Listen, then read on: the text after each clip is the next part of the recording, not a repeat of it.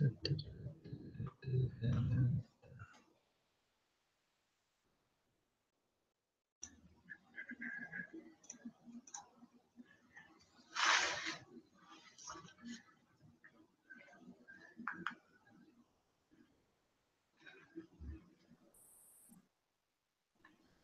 Grant. Hey, how's it going? Good. How are you? Good. Good.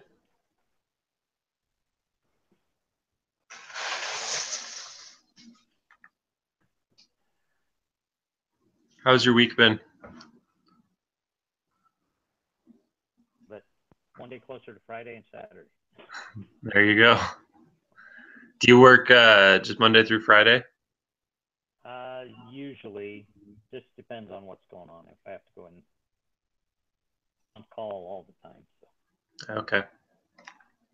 And on call, so like you get called if there's a problem or Yeah, if there's problems or accidents or gotcha. anything that just requires some extra oversight. Nice.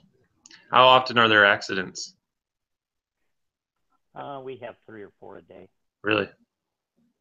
Yeah, we're driving about 26,000 miles a day, so Guess that makes sense. it's all on city streets. Yeah. So we get slammed pretty good. Dang. And are they usually pretty easy, pretty low key, or does it just change? Um, some of them are just, passing cars or usually it's passing delivery trucks will hit mirrors and take mirrors off the buses. Gotcha. There's a lot of that, but we get rear-ended a lot. Huh.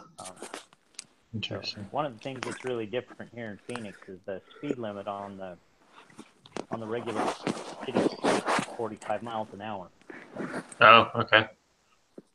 Wow. If people aren't paying attention, the bus pulls over and stops.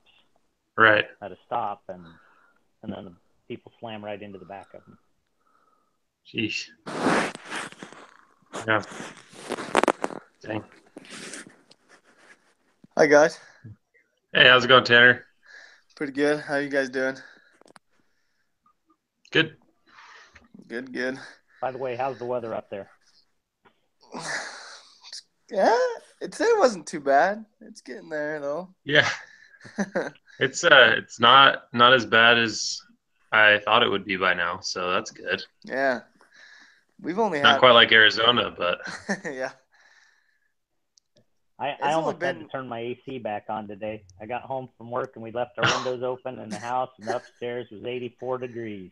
Oh boy. No, we've only had maybe one day that it snowed. 1 or 2 days is all. So it hasn't really stuck a ton, but yeah. So getting ready for that cold wind that blows through that Rexburg area. Oh yeah. Oh boy. Just waiting. Tanner, do you live up here in an apartment or a house or? Yeah. No, I live in an apartment with some roommates, right across the street from Porter Park. Parkview Apartments. Okay. Parkview. Yeah. Sounds familiar. Yeah, it's just the house on the corner there, across the street from Porter Park. Nice. So. Very cool. Yep. Very cool. Yep. But. So I.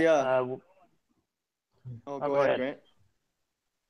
I was just going to find out if you'd had any luck, Tyler, meeting up with Long. I haven't. She didn't respond to my email that I sent her.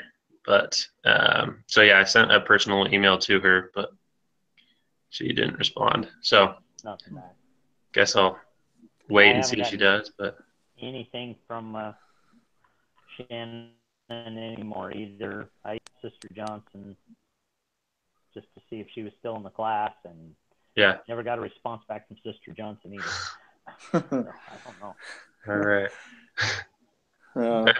Well, we're trying, I guess, right? Yep.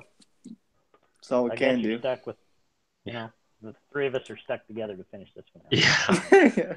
It's all right. We're a good team. Yeah, it's all right. But I was going to say, I was able to submit that doohickey. Oh, perfect. the other day. But yeah, I didn't see the feedback till after I submitted it, so it was kind of a little late. But yeah, that's all good. Yeah, I don't know. I was kind of looking at it and some things, but it said I didn't realize it had to be 8 pages long though. I didn't either. I may have just skimmed the instructions or something, but I did not know That's kind of what I'm thinking too, because I didn't know it had to be 8 pages either. And then the other question I had, what are we supposed to cite on there? I'm thinking that she might want us to use sources. I haven't used any sources. I've just kind of gone off of, my the knowledge that I've gotten from readings, and I mean it's fairly straightforward, and it's kind of our own opinion, I thought. But yeah. Well, that's what I thought too, but when I was looking on that feedback, it said make sure you cite your sources. Right. And I was like, man, I don't think I mean, me anyways, I know I didn't cite anything. I just kind of was off the top of my head, from what we read that week or whatever it was. Right. Exactly. That's the same thing for me. So that kind of caught me off guard too. Yeah. Yeah. And then the total page count, I was like, oh, okay, well. Whatever. Yeah, no, I missed it by but day. I'm happy with a B if I don't have to do sightings either. So. Yeah. Oh yeah. Same. Yeah, honestly. Yeah. It's the worst. Yeah. Yeah. Yeah. I was alright. I'm in this way and keep getting a high B. I'm happy. Yeah. Yeah. Yeah. No, I'm in an econ class right now that he's big on doing these research projects, and then we have to analyze them. And oh yeah, we got to cite our sources, and every time I get something wrong on those freaking cited things. Yeah. I can never get them right. Yeah. But so. Yeah. Yeah, I'm good with a B. If you guys are good with a B. I'm all right with that. I hate to say that out loud, but I'm good with it. I'm good with that. I'm the type of guy that I was told C's get degrees, so There you go. Yep. No, I'm good. So, yeah. Well, this week I've been pretty busy. So I was able to read. I mean, I kind of skimmed over. I got home today about 8:30, and I kind of skimmed over pretty quick what we were supposed to read this week and what we were supposed to talk about. Were we supposed to take over a role or something?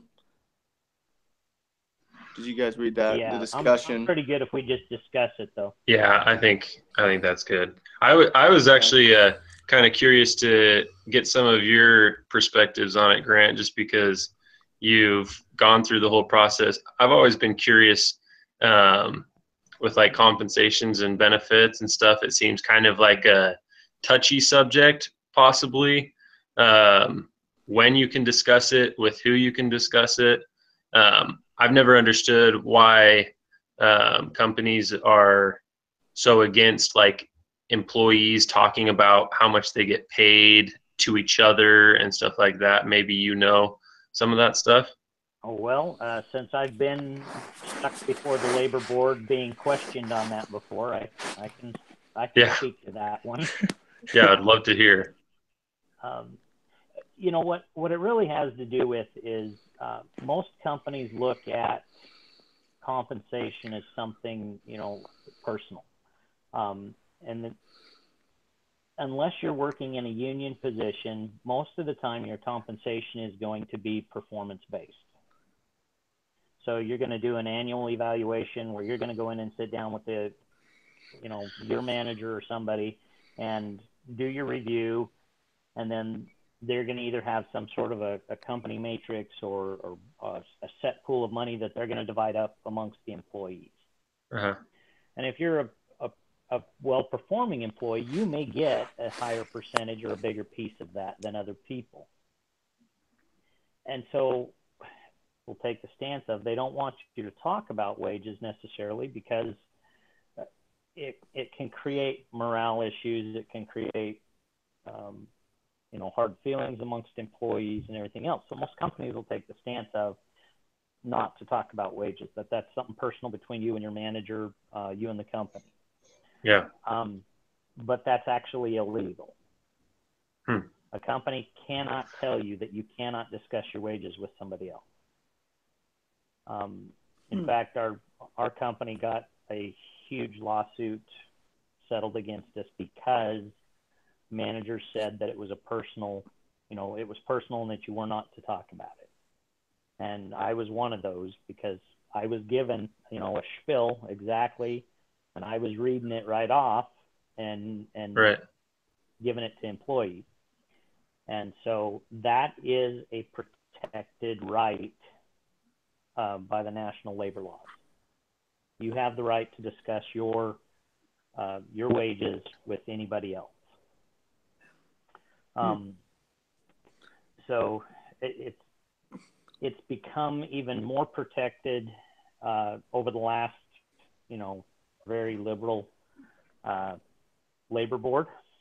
Yeah. Because those labor board and the NLRB and the National Labor Relations Board are appointed by the sitting president. So it's a very, very liberal board right now. And there haven't been changes since Obama was out of office. So that the board is very pro-labor and anti-company right now. So anytime any group of labor brings up anything against the company, you can almost guarantee that there's going to be a charge against the company. Usually what happens though is all you have to do is you have to say, oops, I made a mistake. You have to write an apology letter, and you have to post it where all employees can see it, and it has to be posted for 90 days. And then you say you won't ever do it again. And as long as you don't do it again, it's no big deal. But if you do it again, then they can actually come in and start to impose fines and do other things like that. So from working in different places, I think the biggest concern that most companies have is, when you begin to discuss your pay, people want that all to be equalized. And it tends to be one of the drivers to promote unionization. Gotcha. And so in states like Idaho's a right to work state, Arizona's a right to work state. Companies are typically a little more anti-union, and so that's what they're doing, is they're trying to protect that anti-union status. Gotcha. So that's and interesting. that's what it is. But the where I'm at now, everybody's unionized except for the top management, and there's some good to it, there's some bad to it. Yeah. Everybody knows what everybody's getting paid. Everybody knows exactly, what they're going to get paid, but you can't compensate that person that goes above and beyond. You can't compensate the guys that are better. And so what you ultimately end up getting is, it's sad to say, but you bring the top guys down and you bring, the bottom guys up. Everybody's in the middle. Mm-hmm. Yeah, that's kind of frustrating. Well, then you can't really attract as good of talent, right? It depends on how you structure those negotiations with the unions and what you negotiate into those contracts. Sometimes you can. I mean, hiring bus drivers, we pay bus drivers very well. We pay them some of the highest rates in the nation here in Phoenix. A bus driver starts off at $14 an hour, and in 5 years they hit top pay, and they're topping out at almost $28 an hour. Oh, wow. Wow. So you're talking a 100% raise in 5 years. Wow. Yeah, that's crazy. That's way good. We don't have a problem attracting drivers. I have drivers that are making $75,000 to $100,000 a year. Wow. Driving a bus. And but so maybe I didn't understand the whole unionized thing. What exactly does that entail? So is that where everyone's paid the same amount, or their wages are posted somewhere so everybody knows, or what exactly was that?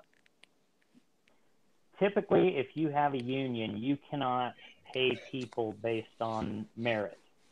Oh. they're going to negotiate, flat pay for everybody in that, everybody there.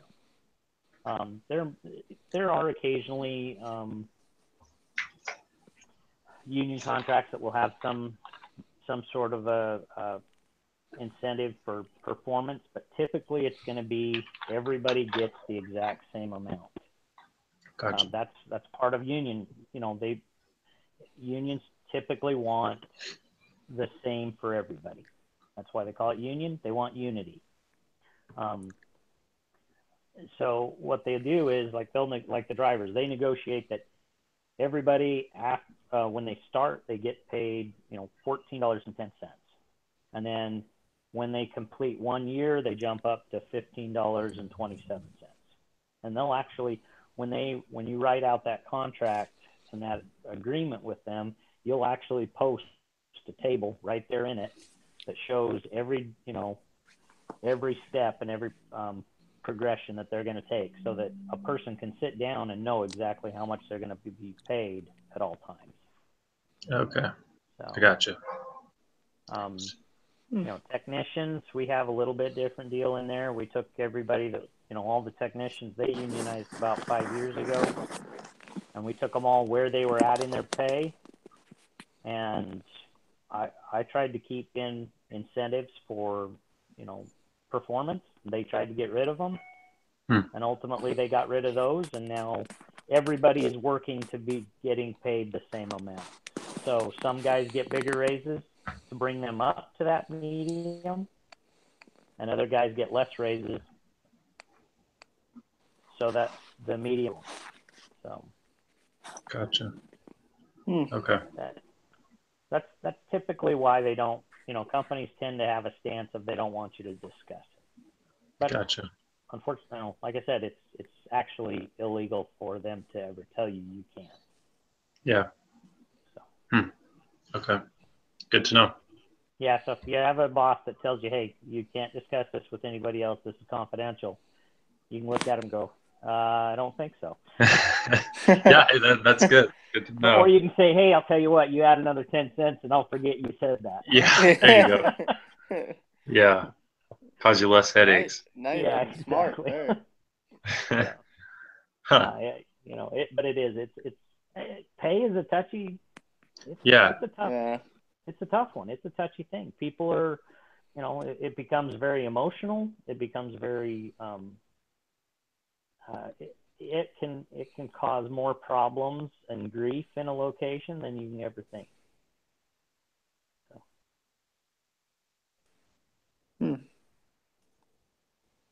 Anyway. We still have Tyler there, or did we lose him?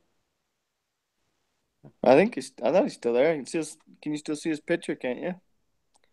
See his picture, but he disappeared. I don't know. Maybe he might have just lost connection or something. Yeah, I don't know. We'll see if he joins back up here. But yeah. No, I mean, I was just thinking about this too, kind of. This kind of goes with benefits as well, I guess, but just kind of different retirement plans, Mm-hmm. Like 401ks. I mean, I'm kind of in this economics class right now that's teaching us a little bit. I mean, not a ton, but just kind of briefly about kind of different retirement plans, and it's kind of interesting to kind of know now more what that's all about and how that can, I mean, how it affects you later on in life too. Yeah. To be able to have that. Yeah, 401ks are going to be around. Those are going to be out there. The ones that are going to disappear are the pension plans. Yeah. Pension plans are just too big of an issue, especially, the only people that really have pension plans anymore are government workers. A lot of government jobs and cities and things like that will have pension plans still. Is that just so a pension plan is just like a plan for retirement type thing? I mean, just so a pension plan, yeah. Typically, what a pension plan is you pay in a very, very small portion to it. Maybe you kick in, 10 to 15, or maybe, usually most of them used to be like 3% or 4% of your income. Mm-hmm. When